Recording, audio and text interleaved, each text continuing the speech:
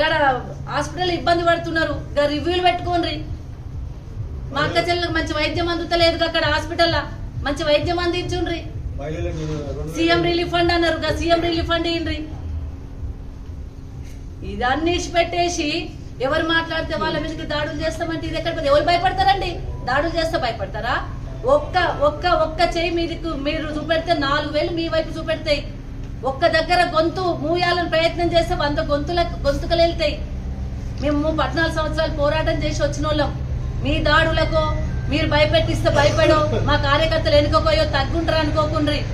Definite గా election commission కూడా మేము కంప్లైంట్ చేయబోతా ఉన్నాం. ఎలక్షన్ కోడ్ ఉంది కాబట్టి మేము మళ్ళీ మా విజ్ఞతను కాపాడుకుంటాం, మా సంస్కారాన్ని కాపాడుకుంటున్నాం. కానీ ఎలక్షన్ కోడ్ తర్వాత కూడా మీరు ఇదే కొనసాగిస్తే మాత్రం డెఫినెట్ గా మీరు ఇటుకతో మాట్లాడితే మేము రాయితో మాట్లాడాల్సి వస్తుంది డెఫినెట్ గా. ఎందుకంటే ఊకుంటామా అండి? దాడులు జరుగుతూ ఊకుంటామా? ప్రజాస్వామ్యం ఇది, పద్ధతి ఉన్నది, దానికో చట్టం ఉంది, న్యాయం ఉంది, పోలీసులను వ్యవస్థ ఉంది. ఆ వ్యవస్థ ద్వారా మీకు ఏమైనా చేయబుద్ధి చేయండి. పోలీసులతో కేసులు పెట్టిస్తున్నారు, అక్రమంగా కేసులు పెట్టినా ఫేస్ చేస్తాం. మేమేం భయపడం, కేసులు పెట్టిస్తున్నా వెనుకపోయే ప్రసక్తే లేదు.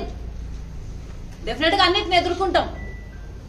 రాజకీయాలలో అన్నిటికీ సిద్ధమయ్యే వస్తారు, వెనక్కి అడిగేసే ప్రసక్తి ఉండదు. ఒక్కోసారి ఎప్పుడో ఒకసారి ఇబ్బందికరమైన పరిస్థితులు వస్తాయి. ప్రజలు మార్పు కోరుకున్నారా? ప్రజలు కొన్ని కొత్తదనం కోరుకున్నారా? ప్రజలు మీ అబద్ధపు మాటలు నమ్మిండ్రు, మీ అసత్యపు మాటలు నమ్మిండ్రు, మీరు ఇచ్చిన హామీలు అమలు కాని హామీలు ఏవైతున్నాయో అవి నమ్మి మీకు కొట్టేసిండ్రు. అవి అమలు చేయండి, కనీసం ప్రయత్నం చేయండి. 2 లక్షలు రుణమాఫీ చేయండి. ఫస్ట్ ఆఫ్ ఆల్ December 9 అన్నారు, December 9 పోయి 3 నెలలే. రుణమాఫీ చేయండి.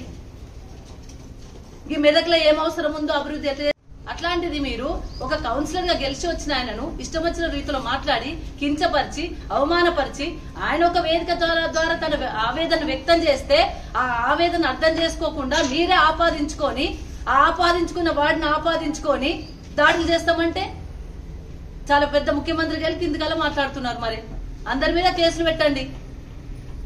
ఎలక్షన్ కోడ్ ఉంది.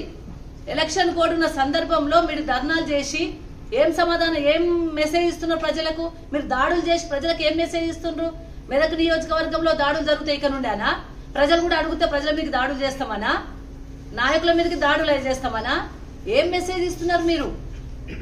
ప్రజలు కోరుకునేది అభివృద్ధి. ప్రజలకు ఇక్కడ ఈ మెదక్ నియోజకవర్గంలో ఏం హామీ ఇచ్చిండ్రు? గజెనిమిది సొంత పైసలతోని ఇల్లు కట్టిస్తామన్నారు, సొంత పైసలతో రోడ్లు వేస్తామన్నారు, సొంత పైసలతోని బోర్లు వేస్తామన్నారు, సొంత పైసలతో మంచినీళ్ళు లాగిస్తామన్నారు, సొంత పైసలతోని ఏంది ఊరూరికి 25,000 అనాథలకు ఇస్తామన్నారు, సొంత పైసలతోని హాస్పిటల్ కట్టిస్తామన్నారు, సొంత పైసలతోని ఇల్లు కట్టిస్తామన్నారు, సొంత పైసలతోని ఇంట్లో 11 ఎకరాలలో ఏదో కట్టించేసి అందరికి అన్నం పెడతామన్నారు. గవి చేయండి. మీరు హామీ ఇచ్చిండ్రు. ఇక్కడ మెడికల్ కాలేజ్ అటు ఇటు అవుతుంది, జర మెడికల్ కాలేజ్ కేసీఆర్ సార్ ఇచ్చింది, అది కదా తెచ్చి మంచిగా పెట్టుండ్రి. రైతు బంధు అమలైతలేదు. రైతు బంధు కోసం రైతులు ఇబ్బంది పడుతున్నారు, పేదోళ్ళు కష్టపడుతున్నారు. పంట ఎండిపోతే నష్టపరిహారం ఎకరానికి 25,000 ఇయ్యండ్రి. వాళ్ళని ఆదుకున్నట్టు అవుతుంది. మిమ్మల్ని నమ్ముకొని ఓట్లేసిండ్రు వాళ్ళు. బోనస్ ఇస్తాన్నారు, పంటకు బోనస్ మొన్నటి ఎగ్గొట్టి ఇయ్యలేదు. మా పెన్షన్దారులు, మా పెద్ద మనుషులు 2,000 నుండి 4,000 చేస్తామంటే నమ్మి మీకు ఓటేసిండ్రు. గలకు 4,000 చేయండ్రి. మహాలక్ష్మి స్కీమ్ 2,500 మా అక్క చెల్లెలకి ఇస్తామన్నారు, గది చేయండ్రి. తులం బంగారం కళ్యాణ లక్ష్మి కేసీఆర్ లక్షిత్తండా, నేను తులమిత్త ఎక్కువ అని చెప్పిండ్రు. కాపాడుకుంటాం మేము. డెఫినెట్ గా దీన్ని కమిషన్ ఎలక్షన్ కోడ్ ఉల్లంఘన జరిగింది కాబట్టి ఎలక్షన్ కమిషన్ కంప్లైంట్ చేస్తాం. ఈ దాడులు మానుకోండి. నేను ఇదో వలుపుతున్న ఎమ్మెల్యే గారికి, మీరు ముందు ప్రజలకు అందుబాటులో ఉండి ప్రజలకు ఏం అవసరాలు ఉంటాయో, ప్రజలకు అభివృద్ధి పత్రం నడిపించడం కోసం మెదక్ నియోజకవర్గానికి ఏం పనులు చేయాలో గవి చేయొచ్చు. ఈ దాడులు మానుకోండి. దాడులకు భయపడం. దాడులకు ఇప్పుడు నేను చెప్తున్నా, మాకు కూడా బలగం ఉంది. బీఆర్ఎస్ పార్టీకి పెద్ద బలగం ఉంది. మాకు ప్రజలండ కూడా ఉన్నది. ఎందుకంటే మీరు వేసే ప్రజా వ్యతిరేక విధానాలే దానికి సాక్ష్యం.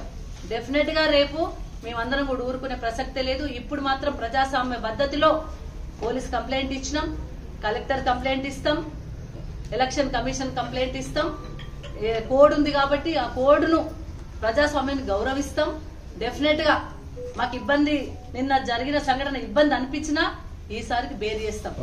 కానీ నెక్స్ట్ టైం ఎలక్షన్ల అనంతరం, కోడ్ అనంతరం మాత్రం మీరు ఒక్కటి చేస్తే మేము డెఫినెట్ గా మా గొంతులను నిప్పుతాం.